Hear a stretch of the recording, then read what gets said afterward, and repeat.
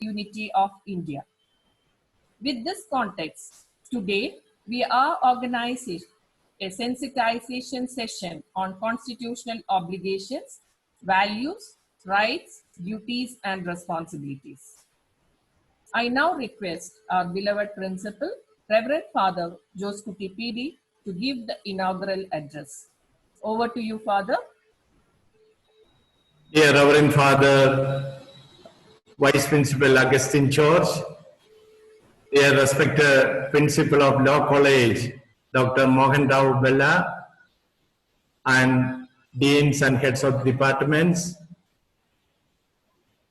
Faculty Coordinator for this sensitization program from the Faculty Development Cell of our college, Dr. Renchida, and my dear friends in Christi Jayanti family. I am very happy to see that the Faculty Development Cell is sensitizing all of us about the constitutional obligations, values, rights, duties, and responsibilities through the resource and also experience that our principal in Christi Jayanti College of Law, Dr. Mohan Rao Bella, has acquired over the years of his studies, research, training, and also guiding many of the citizens of our country, especially in the legal field and also in the justice field. We all believe that in any nation, the Constitution is the basic document for the welfare of all the citizens of the country. And this year, we are having the 71st year of the ratification and also the year of making Constitution effective in our country. That is, in 2050, January 26th onwards, the Constitution is effective, even if it was drafted on 26th November 1949. Every citizen plays a key role in building a nation. So all of us are responsible to build our nation, our motherland, India. In our school days, we studied about the Constitution.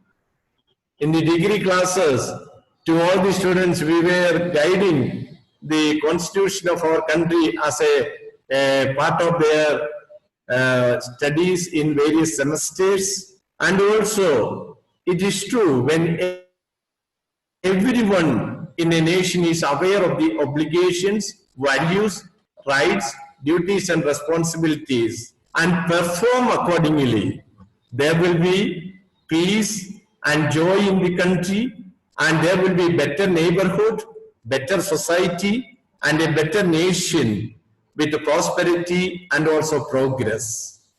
And this is all the more important and relevant when we are facing the after effect of the coronavirus and the pandemic period of COVID-19 in India and in all the nations. But India, over the past, has proved together we can make our country great in spite of all the difficulties, all the struggles, and also all the challenges. I am sure Dr. Mohan Rao Bella, the principal of Christi Jayanti College of Law, with his humble mind, readiness to guide others, and also with his active immersion in the Constitution of our country in various ways, he will give us the gems of the Constitution of the sensitization program. So, appreciating the Faculty Development Cell of Christi Jayanti College and also Dr. Renchida for coordinating this program, and wishing Dr. Mohan Rao Bella an enriching time to share your experience and also your knowledge, and for all of us an experience to enrich ourselves to be better citizens of our country and also to guide others to be better citizens of our country. All the best. May God bless you. Thank you, Father. Dr. Mohan R. Bolla, Principal, College of Law, Kristu Jayanti College, did his bachelor's and master's degree from Acharya Nagarjuna University with specialization in labor laws. His dissertation on the individual dispute under the Industrial Disputes Act has been adjourned as the best dissertation. Dr. Mohan secured doctorate for his empirical research on Special Economic Zones Act and the rights of the project affected families from Andhra University. Dr. Bolla had also been associated with Jan Shikshan Samasthan, sponsored by the Ministry of HRD, Government of India, as the program officer and director. Professor has published many articles in reputed leading law journals and has served as resource person across various universities in India. Dr. Bolla, who is known for innovative initiatives in legal education, has been guiding several research scholars of several universities. Now, I request Professor to take over the session. Over to you, Professor. Humble salutations to most revered fathers, my dear deans of various departments and faculty colleagues, friends from all over India, advocates and professors. I'm indeed very well honored and gratefully I acknowledge my sincere gratitude to Kristu Jayanti family and especially faculty development cell for giving me an opportunity to share a few thoughts on the constitutional obligations, which include the values, rights, duties, and responsibilities. Mostly there are, as the caption indicates, obligations more than the rights. And if that is the way of approach, definitely there will be no rights consciousness, but people with due mind about their duties, keeping in view of the values that are attached to even any obligation, including the supreme law of the land, which is considered as a grand norm. And we'll consider as to how best the constitutional obligations are associated with the values and the system as to how best it works under the very great constitution in the world, which has been the largest of all the constitutions even now. And let us have a glimpses of various issues with a PowerPoint presentation I'm going to make. Now,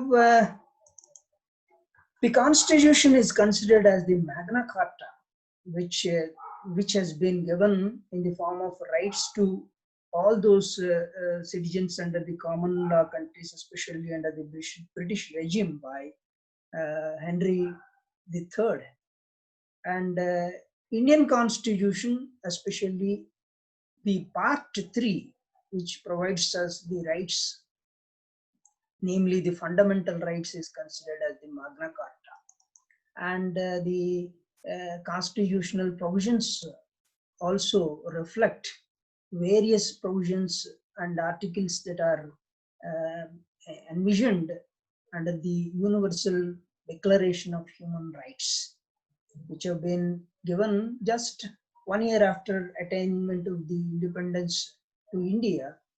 The world, it had recognized and declared universally the human rights.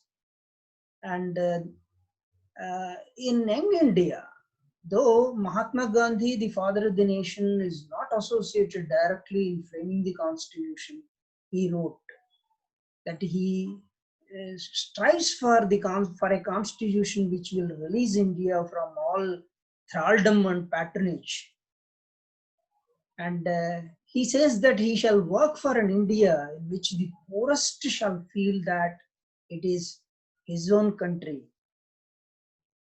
and in whose making the poor also have an effective role. And all the communities shall live in perfect harmony. These are all the ideals, values associated with our constitution. And the long back, during 1931 itself, Mahatma Gandhi wrote that, and his vision, it became realized, though after several years, they have that very great importance. And the drafting committee is very well assisted by, though it is chaired by our the chief architect Dr. B.R. Ambedkar, it is very well aided by several luminaries in the country at that time, along with Sir Benegal Narsinga Rao as an advisor, who toured the entire world to bring in the best parts to be enclosed into our or adopted into our Indian constitution. Sir Benegal Narsinga Rao, though he was a diplomat, he was also working as a judge prior to his inclusion or into the drafting committee. He played a vital role. Anyway, the ambition behind the Constitution of India, in the words of Pandit Jawaharlal Nehru, was to wipe every tear from every eye. At that time, pre-constitutional position is evidently with the fact that every eye was in tears due to lack of rights and no freedom, and there was a lot of suffering, and the constitution should bring them out of that. And with the proclamation of India as a sovereign democratic republic, later on secular character and socialistic character have been attributed truly by inserting amendments, and the Grundnorm, in the sense constitution is the supreme law of the land. Professor Hans Kelsen, in his pure theory of law, he has created this Grundnorm. Grundnorm is such an institution or an entity above which there is nothing. That is to say, it is the culmination of all. And every organ of the state is the creature of that particular norm, which can be considered as the constitution of India. And the legislature, executive, and the judiciary, they are expected to function within the wires of the constitution, within the four corners given. And yes, to a certain extent, in India, we have been seeing that there is judicial supremacy to a very slight extent, but without encroaching into one another, all these three organs are expected to function in a cordial atmosphere in order to ensure people, we the people of India who gave the constitution to ourselves, such a state where there is welfareism, which is the counterpart of laissez-faire, where there used to be so much of freedom but no protection. Now with the welfareism we have in the society, very greatly prevalent from cradle to grave. Every walk of life there is protection envisioned by the founding fathers of the constitution and provided by the executive in general. And by and large, this constitution has been described by Granville Austin, who had conducted a very great voluntary research into the constitution and its working, and he described it as a new Dharmasastra for public life. And it is a touching document whereby you have every minute detail as to what is to be done, what is the obligation of the state organs, how shall they function, and all the obligations especially of the state are embodied in a special part known as the directive principles of state policy, and the values of the constitution are reflected in the preamble of the constitution. And the very recently the government of India released the copies of the original manuscript of the constitution, and I had a great opportunity to gift that document, great document, which has been recently made out. I could gift it to our father, and father was happily receiving it. And it's indeed a cherished moment for us. And the original document has been signed by great luminaries in this country. And the values of the constitution have been reflected in the preamble. For any book, the objective and the value or the reason behind writing a book also we find in the preamble. So also in our constitution, the preamble plays a vital role to open the minds of, it is a key to open the minds of the framers of the constitution. And the values that are attached to it are evident. And justice, and the declaration also was so significant that it is sovereign, socialist, secular, social democratic republic to secure to all its citizens, not only citizens, all the people by and large. Citizenship discrimination to a certain extent is not looked into seriously, and all the people by and large living for any reason whatsoever, they must have the justice, social, economic and political, and then liberty, equality, fraternity, and the so-called unity and integrity of India is also expected to be fulfilled in this great country. And the values are just represented in this form, and the same are the values that are attached to the Constitution of India. And the value-oriented document, if it is followed in letter and spirit, will definitely achieve the progress. And this is considered as one of the best democratic countries in the world. And globally, it is the challenging task of running the government with giving such guarantees which are there in order to ensure that every tear is wiped from every eye is located in Part 3 of the Constitution, the Magna Carta of India, which provides for the fundamental rights. And very recently, this justice, a very dynamic judge from Delhi High Court, he had lamented that the constitutional values of equality, non-discrimination, dignity, and prohibition of untouchability, inclusivity, plurality, all these are practiced and tested in the courts. And judges are instrumental in safeguarding all these values, as per this great judge who has been recently transferred from Delhi to Punjab and Haryana High Court. Is a very great luminary who had lamented about this. And let us look into the so-called rights, which should be the obligation of the state is to ensure that the rights are protected. In other words, the rights shall not be violated. Part 3 is sacrosanct, and it starts with Article 12, and 13 is a crucial provision which this particular size is very large. Okay.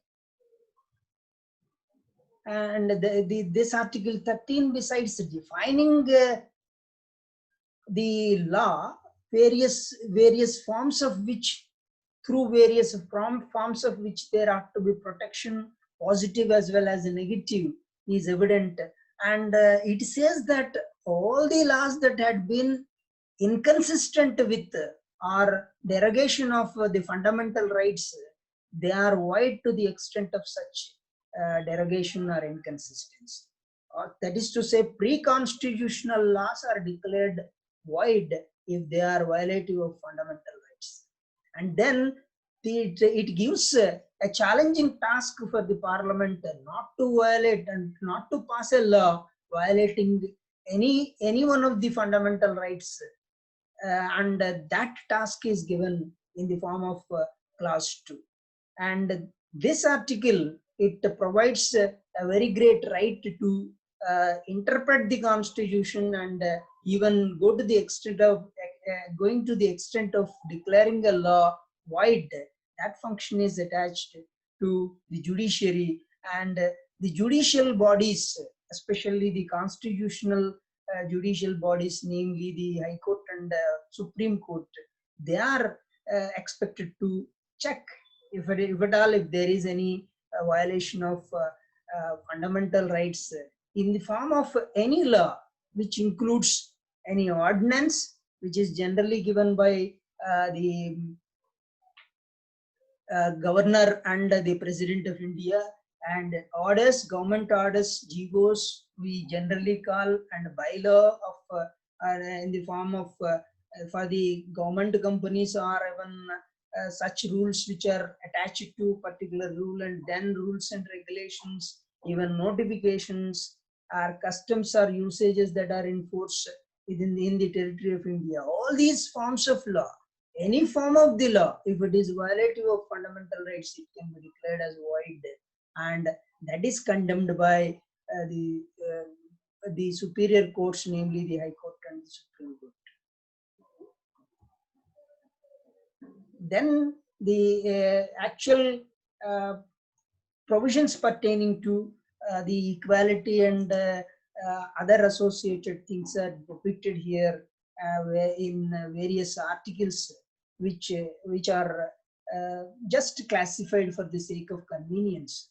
Namely, articles 14 to 18, they deal with the equality, right to equality, and then we have a right to freedom guaranteed, and there are at least 6 facets of freedoms that are guaranteed under Article 19, and then we have the important protections in the name of protection from arbitrary arrest, right to life and personal liberty guaranteed, and the double jeopardy. They are all covered under the rights, right to life and personal liberty, and then right against exploitation, which is guaranteed under Articles 23 and 24.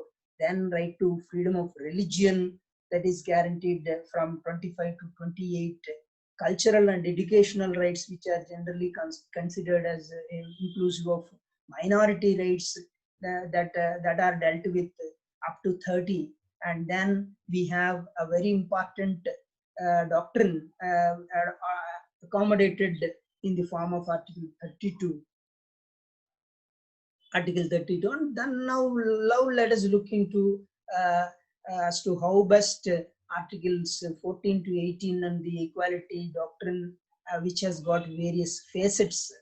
And what is condemned by the equality doctrine is treating unequals equally and equals unequally, as laid down by or as commented by or defined by Aristotle. Then we have the reservation and associated rights that are guaranteed under recognized under Articles 15 clause 4 and 16 clause 4, and that is considered as Professor Alexander Widge. He has described the kind of discrimination in the form of reservations that has been offered to social and educational backward classes of citizens as compensatory discrimination.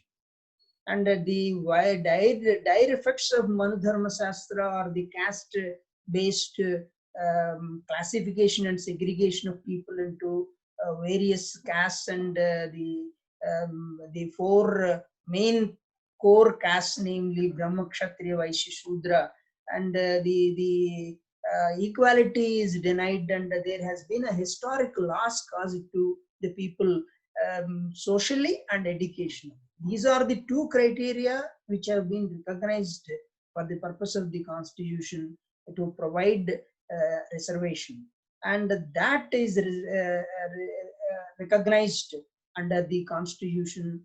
Articles 15 clause 4 and 16 clause 4 deal with that.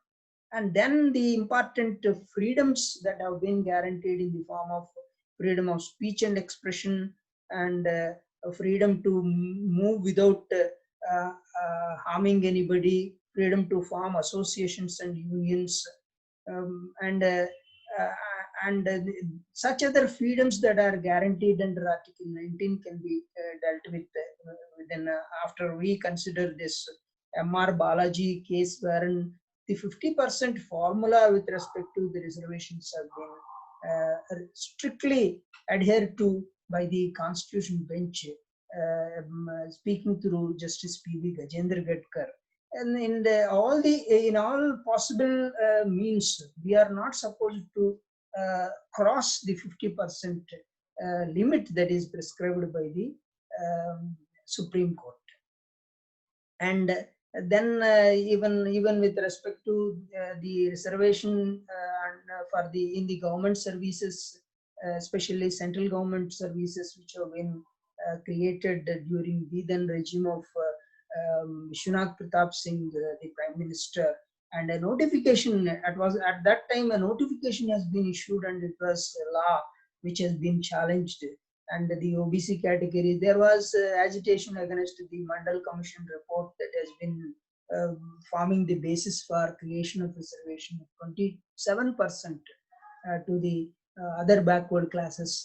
And with respect to that also, the Supreme Court has given such kind of regulation, and whereby there shall not be the fruits of the reservation be confined to creamy layer, and the creamy layer even among the backward classes, and must not just grab the fruits of the reservation, and it shall reach the down the line to the last man.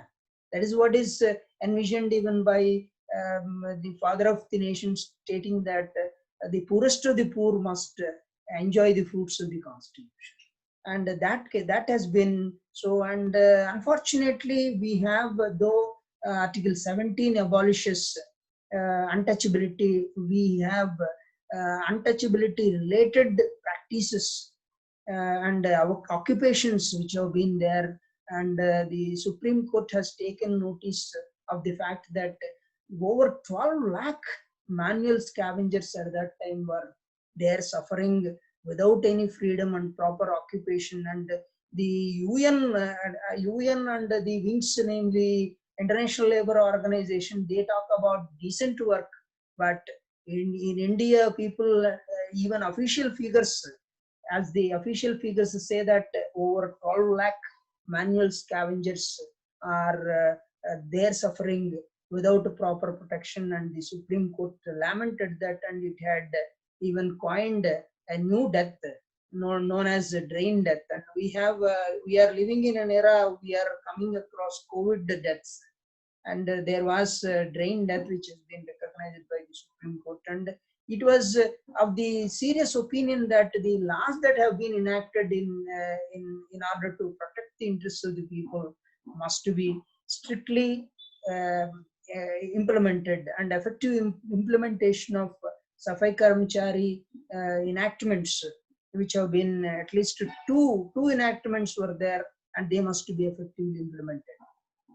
And the fundamental human freedoms, right from the speech and expression, and then assembling peacefully without arms, and formation of unions and associations, freedom of movement, freedom of residence, freedom to reside and settle anywhere in India, and then freedom to practice in any profession are there available under Article 19. And these 6 facets. Earlier, there was another facet, namely right to property, which has been placed elsewhere in the Constitution under Article 300A. And this Article 19, or for that matter, any fundamental right, is not an absolute right, and reasonable. It is subject to reasonable restrictions. Public order, morality, and public health. These are the criteria basing on which there can be restrictions imposed on these. And even now we are facing that kind of reasonable restricted areas, especially a red zone created, and the freedom is restricted, and we are not even in a position to enjoy our the so-called occupations, etc. And then Article 20, it deals with the double jeopardy, and if there is a law passed earlier, it should be prospectively operated, and even if there is a law that is enforced, unless it is meant for the beneficial interest, it cannot be applied or enforced retrospectively. To the past deeds, there can be no such application, but that is what is reflected in the doctrine, namely ex post facto law, and then there shall be no two punishments for the same offense. That is to say, if there is a small confusion at this juncture, namely there can be, say for example, an employee working in an organization. Say there was a famous case, namely Tulsiram Patel. He was his services were suspended, and for that he attacks a particular officer, and then for that he was prosecuted and convicted under two different laws. That doesn't amount to what is known as punishing a particular person for two offenses, for the same offense. Namely, the double jeopardy is invoked whenever there is punishment awarded for the punishment given twice for the same offense. So it should not be confused with the kind of punishment that is given to a particular person for a criminal act, which is different from that of an act which is prohibited under the respective labor legislations, or a punishment given for misconduct, etc. And then right against self-incrimination is another right. That is to say, we cannot incriminate ourselves for under any circumstances, and the accused also, the person who is in the custody also cannot be forced to confess against himself. And that those protections are available under Article 20. Then the very, very important, the nucleus or heart of Part 3 we consider is there in the name of protection of life and personal liberty guaranteed under Article 21. Various facets of this could be interpreted, or the interpretation is given by the Supreme Court and the various high courts is in such a way that every aspect of life is brought within the ambit of life and personal liberty. And nowadays it is becoming very, very difficult for the governments and the legislature to enact a law, and the drafting also has become a bit more and more difficult to ensure that there won't be any violation of any fundamental right, which is implicitly read. Everything is implicitly read into Article 21. And to my understanding, there are more than 800 leading Supreme Court decisions which give inclusive interpretation for under Article 21 of the Constitution. And an era with respect to that kind of interpretation has been has reached, or a creation, a turning point is reached in Maneka Gandhi's case, wherein a procedure established by law which has been laid down under Article 21, which reads, no person shall be deprived of life or personal liberty except according to procedure established by. This procedure established by law must be fair, just and reasonable. And these expressions are read into Article 21 by interpreting this particular, the Article 21 in Maneka Gandhi's case. And this precedent, it had paved the way for expansion of the contours of the constitutional protection available to people by and large. And the various facets of Article 21 is depicted here, and just the right to food, shelter, clothing, everything is brought within the ambit of that. and then right to privacy, right to pollution-free environment, right to education, right to Medicare.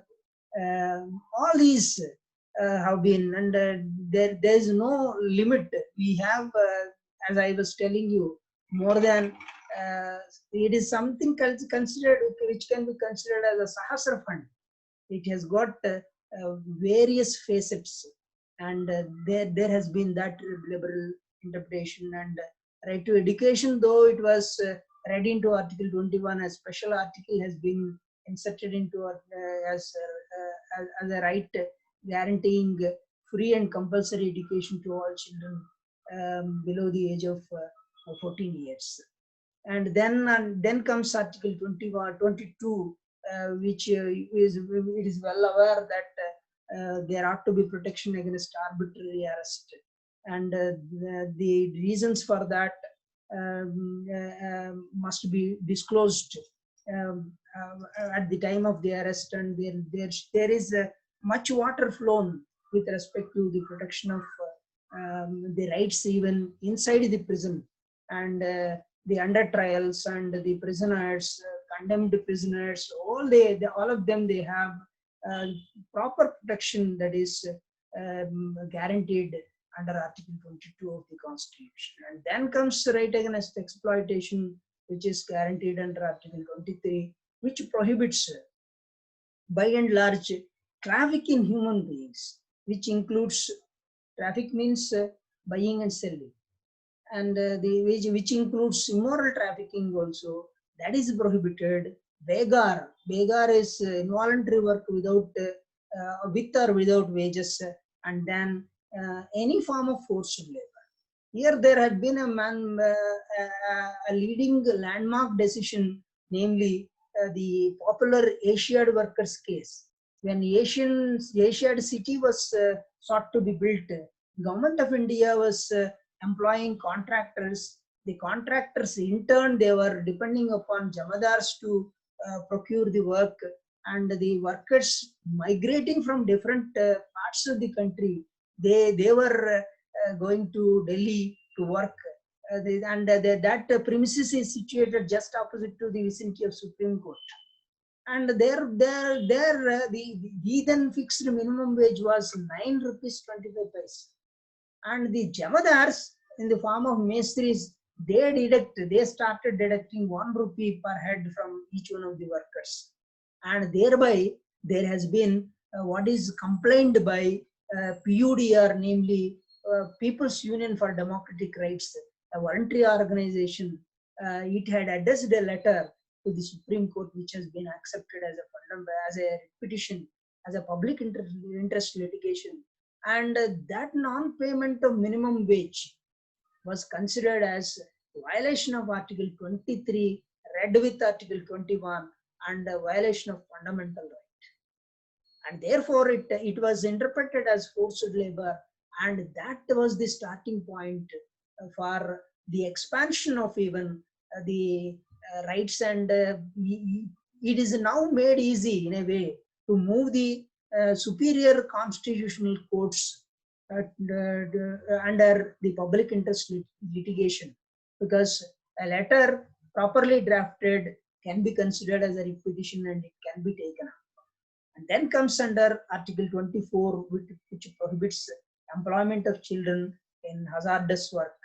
And this man in the picture, namely Kailash Satyarthi, a Nobel laureate, he has started an organization, namely Bachpan Bachao Andolan, and we have a leading Supreme Court decision in the name of Bachpan Bachao Andolan versus Union of India, wherein the protection of children working in various circus companies, and there was the sensitization about bonded labor, and the Bachpan, namely the childhood, is sought to be protected, and the Supreme Court came to the rescue of those children in the instant case, namely Bachpan Bachao Andolan versus Union of India.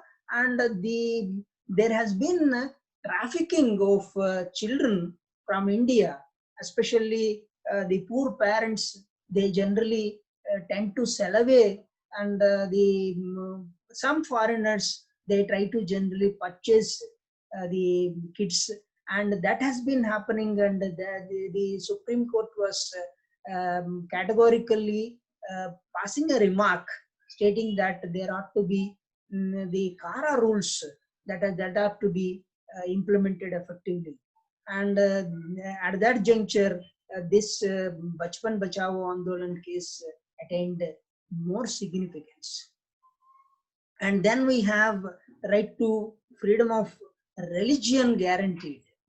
The freedom of conscience that is guaranteed, it pertains to the freedom to profess, practice any religion. And that actually, and to protect the culture of each one of those people associated with the religion, and that kind of thing is essentially required to be looked into, whether such a practice which is sought to be protected is very, very essential or not. And only essential practices, even to protect the culture of the particular segment, is sought to be protected under Article 25, which guarantees religion. At this juncture, we have Hanif Qureshi, a case wherein the state of Bihar imposed the slaughter of a ban on slaughter of cows, and the Supreme Court gave a harmonious construction, adopting a tool of interpretation. It has laid down that weakened informed cattle, or the cattle can be butchered, and the indiscriminate killing of even calves would be violating some of the directive principles of state policy. And the Constituent Assembly, in the Constituent Assembly, our founding fathers were deeply concerned with to ensure meaningful protection to the members of the minority, and minority rights are guaranteed. And in Sarla Mudgal, there was an occasion where there was conversion from one religion to the other in order to enjoy polygamy. In the instant case, a Hindu seeks to convert his religion, and that was condemned by the Supreme Court, and it's not essential religious practice. And then the minority rights and their protection to manage the religious affairs is protected, and the minorities in India recognized under two categories, namely linguistic minorities and religious minorities, and both are given the protection to manage the religious affairs, and to freedom has been given to establish and maintain the institutions, manage their own affairs, and autonomy is given to such institutions. And then the exemptions that are given to the minority and other institutions is there laid down under Articles 27. And then the religious instruction that can be given is guaranteed under Articles 28 onwards, and cultural and educational rights are provided under Articles 29 to 30. And then comes our very, very important article, namely Article 32. In the words of the chief architect, namely Dr. B.R. Ambedkar, it is considered as heart and soul of the Constitution, because without the remedy, right to remedy, what is the use of having any rights? And he was making a statement stating that if I was asked to name any particular article in this Constitution, I will have no hesitation to name Article 32. And that is the importance attached to this. And when our fundamental rights are violated, liberty is given to knock at the door of the High Court and the Supreme Court, especially under Article 32. We can straight away move the Supreme Court. And the expansion of the contours of the litigation possibly for enforcement of fundamental rights is invoked through this judicious doctrine, or judicial legislation, namely public interest litigation, and the poor and the needy deserving masses are guaranteed with the fundamental rights, and the protection has been extended through public interest litigation. A simple letter addressed to the Chief Justice of any court whenever there is violation of fundamental rights, that can be accepted as a writ petition, and then there are the starting point for that more or less is started with PUDR versus Union of India, about which we had just discussed. And then we have Bandhu Mukti Morcha. The social interest litigation has been initiated by several organizations, like even Bandhu Mukti Morcha. The man in the picture in the saffron clad cloth says Swami Agnivesh, who started Bandhu Mukti Morcha, an organization which has been working for the protection of or the release of bonded labor in various states, especially in Firozabad. They were working, and a survey has been conducted to find astonishing results that from every part of India there has been migration of workers, and the labor legislations haven't been implemented properly. Though they are enacted in pursuance of some directive principles of state policy, and the violation of those rights that are created under those ordinary legislations were considered as even violation of fundamental rights, reading them into the fundamental rights. Directive principles in a way have been read into fundamental rights, because both are considered as equally important, and there has been various enactments and pronouncements by the Supreme Court that both fundamental rights and directive principles, as a matter of policy, must be read so harmoniously, and at times one part may be read into the other. And that trend has been established in these cases, namely Asiad Workers case and Bandhu Mukti Morcha, followed by several other cases, namely even Volga Tellis, who was a journalist who was working for the welfare of the slum dwellers there in Mumbai, Bombay, and she moved a petition before the Supreme Court, and the Supreme Court recognized a right, namely right to livelihood, as a fundamental right under Article 21 of the Constitution. And though India is named as a socialist country, we didn't have so far the right to work guaranteed as a fundamental right, but right to livelihood is interpreted as a fundamental right. And when there is these pavement dwellers, mostly poor daily wage earners, when they lose their livelihoods, there was an obvious interpretation given in the instant case by the Supreme Court, stating that their livelihoods are affected and the state shall strive to protect their livelihoods. And then onwards we have catena of cases filed by environmental activists like MC Mehta, and a very large number of leading decisions are there with respect to MC Mehta, and at least more than 13 cases the Supreme Court has come to the rescue of protecting the environment, and that includes MC Mehta versus Union of India. We have Taj Tripichin case, we have Delhi the Ganga water pollution case, and even Kamal Nath.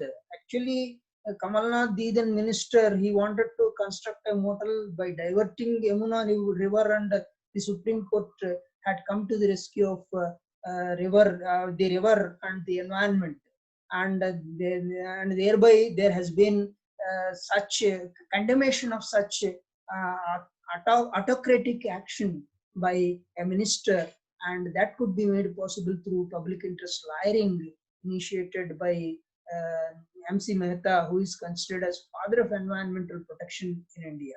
And then we have various cases, and the public interest litigation in a way has reached to its culmination when a very peculiar order has been issued by the Supreme Court in Occupational Health and Safety Association versus Union of India, wherein the Supreme Court gave a peculiar verdict. Unlike any other case where there may be some guidelines laid down or some directions given, in the instant case, the Supreme Court has gone to the extent of giving a direction that suo motu cases must be initiated by the respective high courts in 18 states, wherein 130 coal-fired thermal power projects are situated. And the workers' occupational health is to be guaranteed.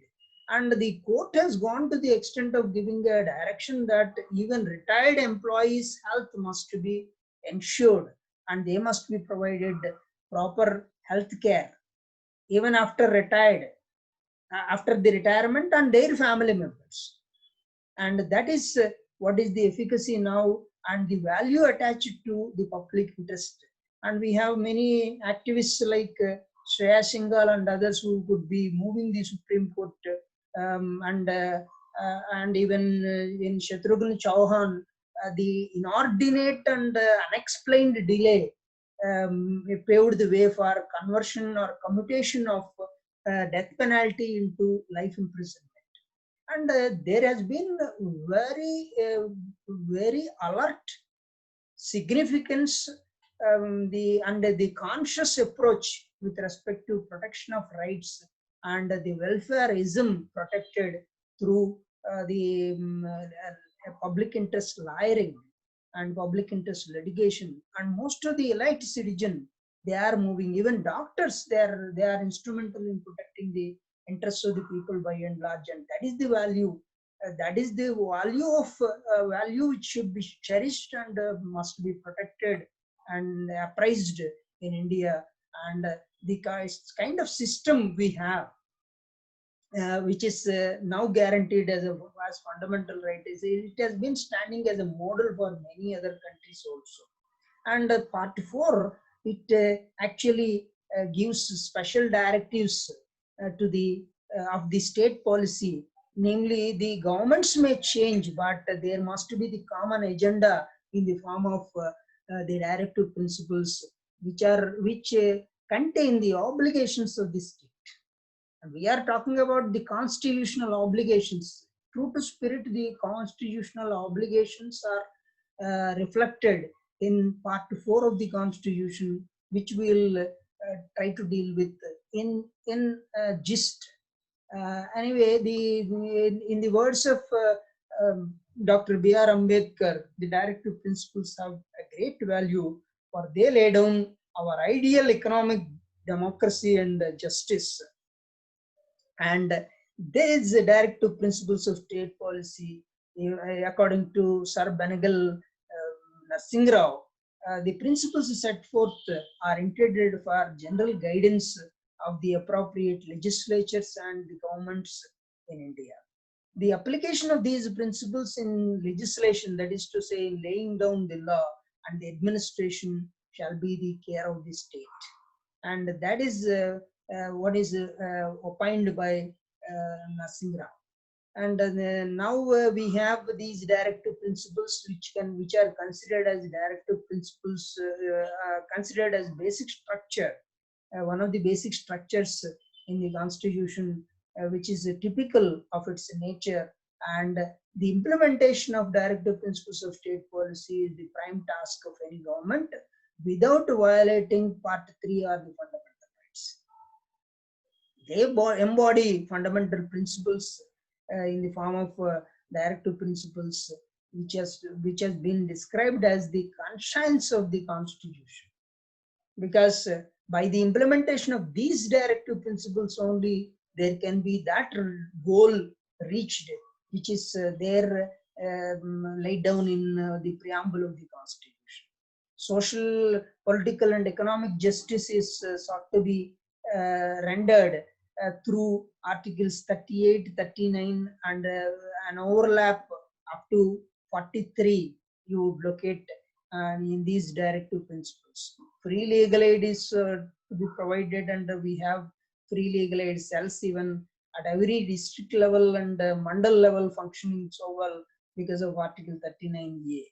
And then Article 40, it talks about organization of panchayats and local government governance, and reaching out the governance to the common man can be made possible, reflecting the Gandhian idea under Article 43, and 73rd and 74th constitutional amendments. They strengthen the rule of Panchayat Raj, and the welfare provisions in the form of right to work and public assistance that is generally provided in the form of unemployment or non-employment pension. Suppose during the COVID there has been payments made and in pursuance of this kind of provision under the constitution. Then human working conditions are to be provided as per Article 42 of the constitution, and Vishakha case also comes within the ambit of this. And then Article 43, which is considered as an ideal or goal, whereby the state shall strive to provide living wage for all the workers. And that, as a matter of fact, in pursuance of this particular provision, we have what is known as the Minimum Wages Act enacted, and the non-payment of minimum wage, as is evident in the Asiad workers case, amounts to forced labor, which is violation of a fundamental right. So Article 43 has been considered as being read into Article 21 of the Constitution. Then Article 43A, it guarantees workers' participation in management, and the joint management councils which have been functioning in the just as akin to the humanization centers in America, they are made possible through Article 43A.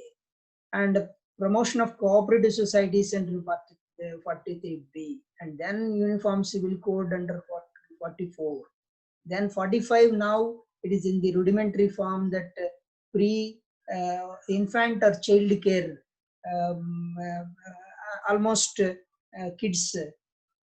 kid care centers are to be established, and the state must ensure that that proper care is provided to children. And promotion of SC and STs or with other weaker sections without exploitation is ensured by enacting Article 46.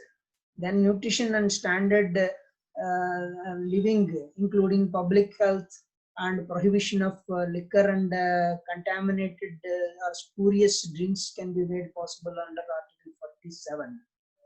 48 talks about scientific agriculture and animal husbandry, and at this juncture we have honey curation and such other cases. Environmental protection, as a matter of fact, as a directive, and under Article 48A we have several laws in force, and that is possible through this directive principle of state policy. And then protection of monuments and other important places is possible under Article 49. And separation of judiciary from executive is provided, and this Montesquieu separation doctrine, separation of power doctrine is reflected in Article 50, and promotion of international peace and security under Article 51. These are all the fundamental or directive principles of state policy, and we have the duties in the form of fundamental duties under Part 4A, which is part of our discussion in this session, sensitization session. The duties of especially the citizens is laid down from in Article 51A, and there are several special provisions to abide by the constitutional duties, and every citizen shall respect the national flag and national anthem. And we have at this juncture a great verdict of the Supreme Court, where the question was whether the negative aspect of fundamental rights could be negative or positive, whereby, say for instance, freedom of speech and expression has been guaranteed. Can freedom not to speak be considered as a fundamental right or not was in question.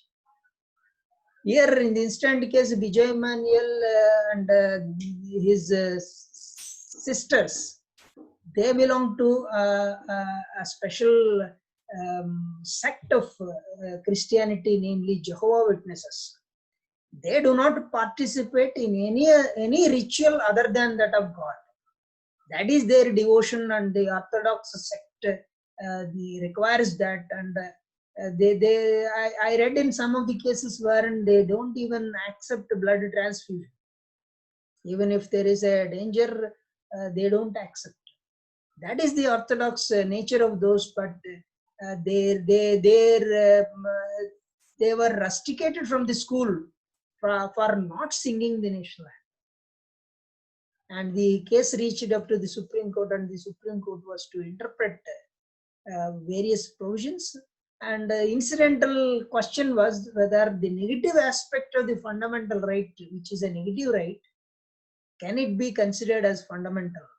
And the court answered it as negative, because the negative aspect of it cannot be considered as fundamental, and there could be the reasonable restriction imposed in order to ensure public order, morality, public health, and the cherished values that have been reflected in the form of the fundamental duties.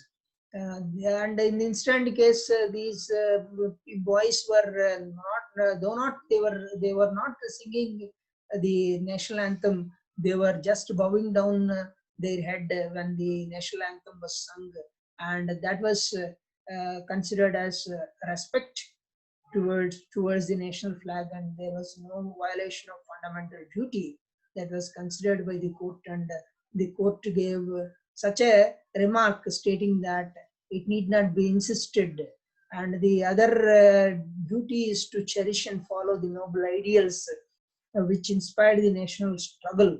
And then we have to protect the sovereignty and integrity.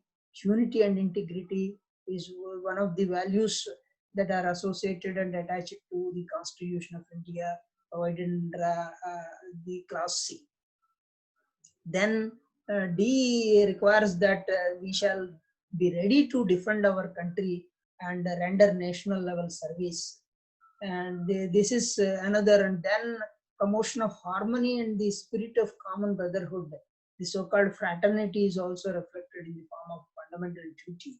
And then we have the values to be preserved, which are reflected in the composite culture, and unity and integrity, and the diversified feelings, and people should coexist with even diversified cultures, and the heritage is sought to be protected. And then the important protection guaranteed to the environment and wildlife protection, etc., under Article 51A Clause G. And then H, to develop a scientific temper, and the dreams of our former President of India, Abdul Kalam. They in order to realize that what is expected is that we are expected to function so perfectly well to the satisfaction, firstly the subjective satisfaction of the people, and then try to develop such feelings, and try to at least to show sympathy towards the human suffering, and try to extend a helping hand in pursuance of even the religious sacred feelings we have. And the last but not the least, to safeguard public property and adjure violence, and then to strive for academic excellence in every field. Whatever we do, we are expected to excel ourselves, with which there can be the perfection and contribution towards the progress of the country. Care provides for opportunities for education, and we need to strive to eradicate the illiteracy and such other vices. And these are the cherished values which are reflected in the form of fundamental duties. With all these, I earnestly feel that we got sensitized to a certain extent, at least by locating what are the rights we have and what are the duties we have, and as representatives of the state at working at various organizations and getting associated with them, we can contribute for the development of the society by following these norms and values that have been laid down by the great document in the form of constitution. And thank you very much for the patient hearing and great opportunity given to me to share my views. And Participants, there now are, the floor is open for Q&A. If you okay. have any question, please raise your hand. Sir, I have a question in the chat box. Okay. Do you think judiciary is overstepping in the context of PIL, and does it restrict the effectiveness of order? Yeah, actually, there is no such overstepping as generally mistaken, because without reason there hasn't been any such direction given by the Supreme Court, and the Supreme Court always consciously exhibiting self-restraint. Say, for example, public interest litigation also has been criticized as an overstepping or over enthusiasm. The Supreme Court has created such an opportunity to move the Supreme Court by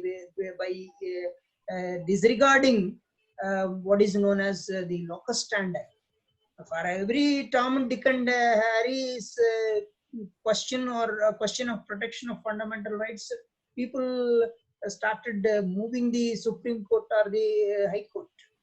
That is possible, but unless there is satisfaction of having a prima facie case, there won't be any such protection guaranteed. And nowadays, the Supreme Court or even the High Courts are imposing fines for filing false cases. If there are false cases, there is a remedy available.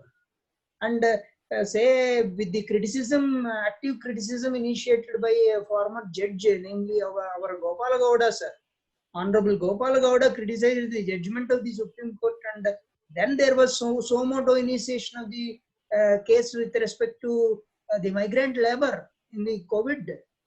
Lakhs and lakhs of people have been suffering, and the central government, how can it show us be a spectator?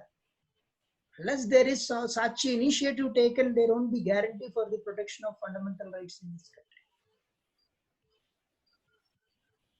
I think Dr. Juby, you got your answer. And at this juncture, even in Vishaka case, where the Supreme Court has laid down some guidelines stating that until a law is passed in this area by the legislature, the guidelines are to be taken into consideration.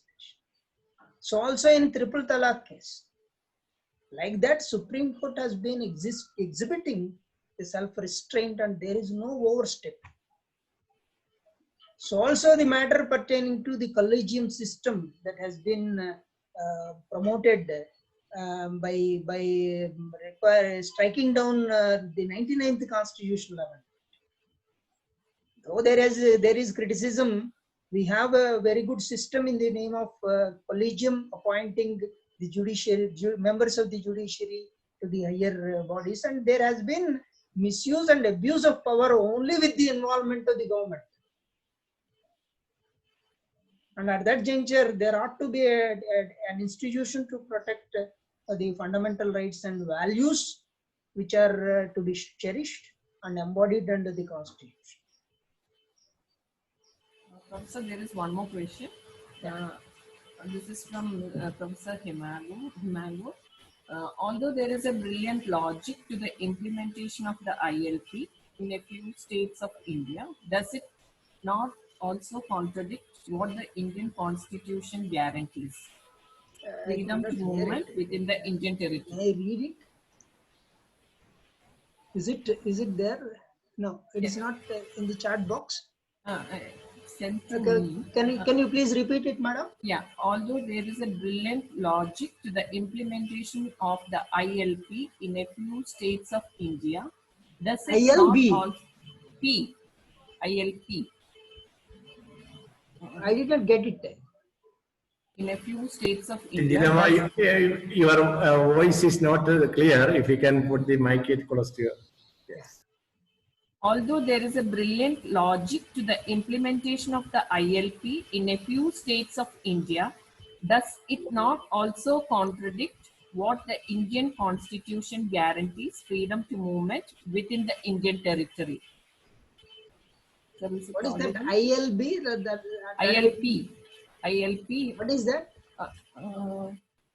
Professor Himangu, if you can unmute, you can raise your hand. We'll unmute you. Your question is.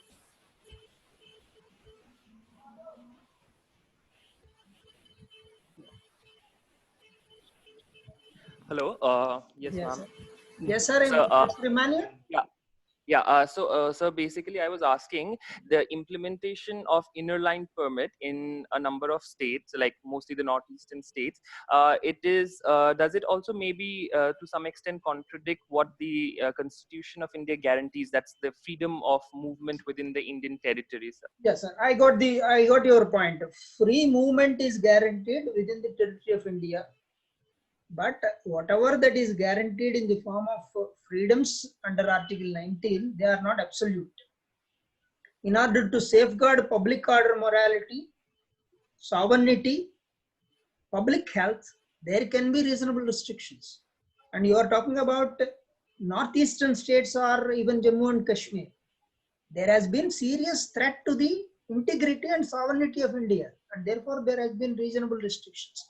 And the so-called logic, the expression you have used is logic.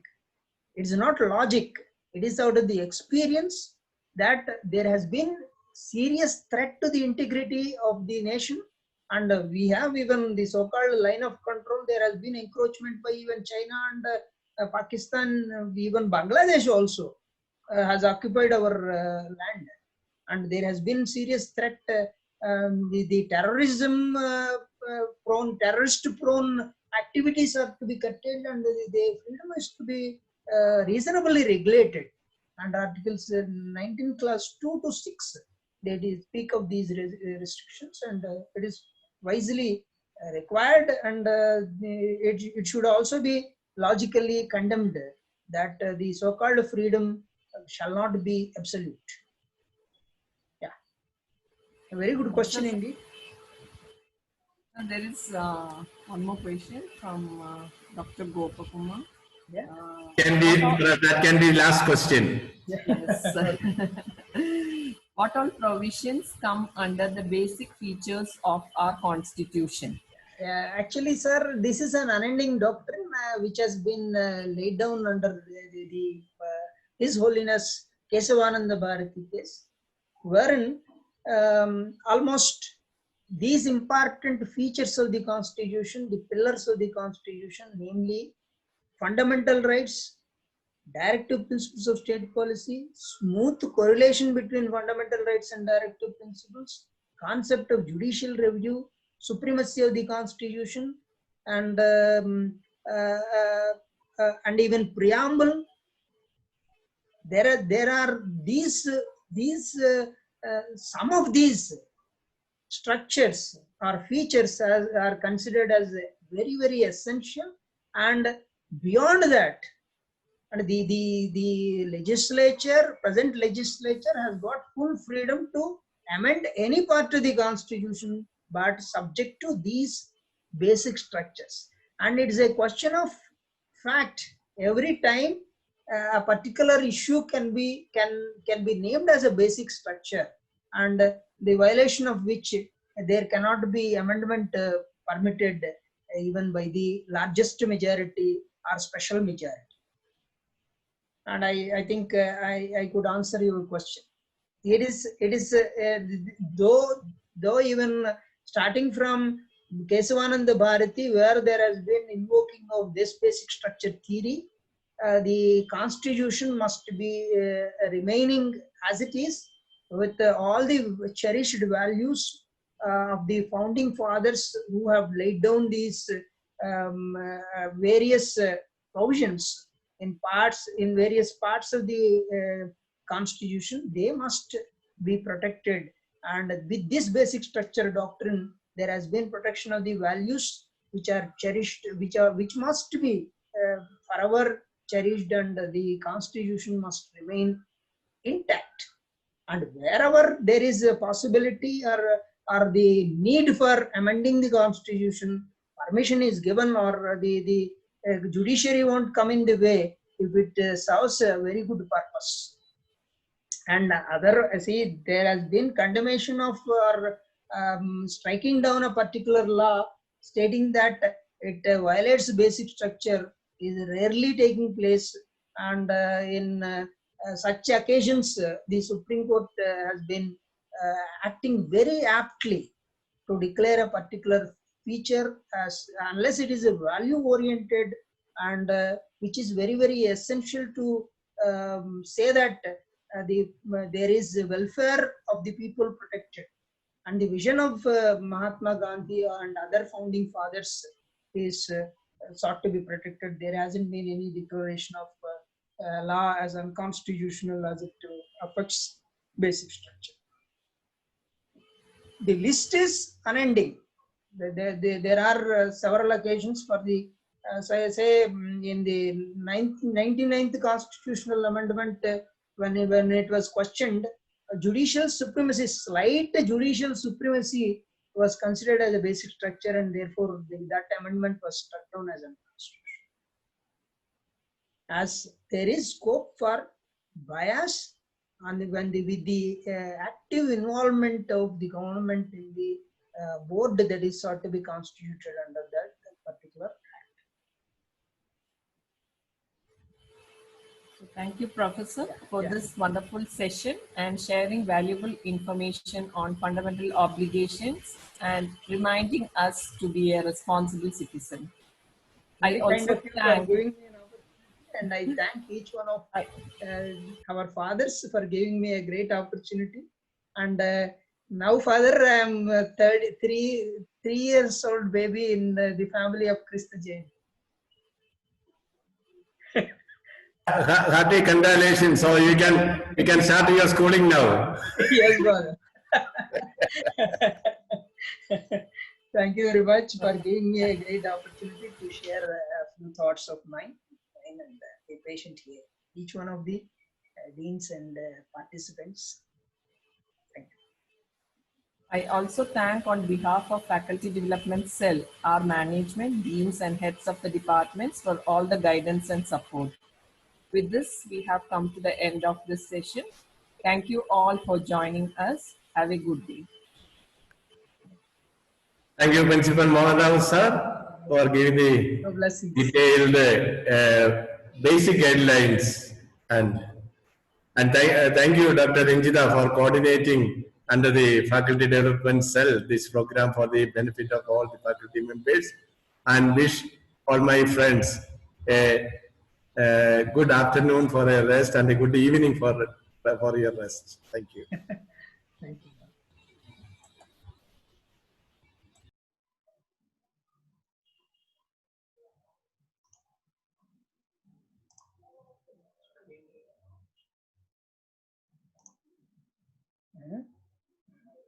Whether in the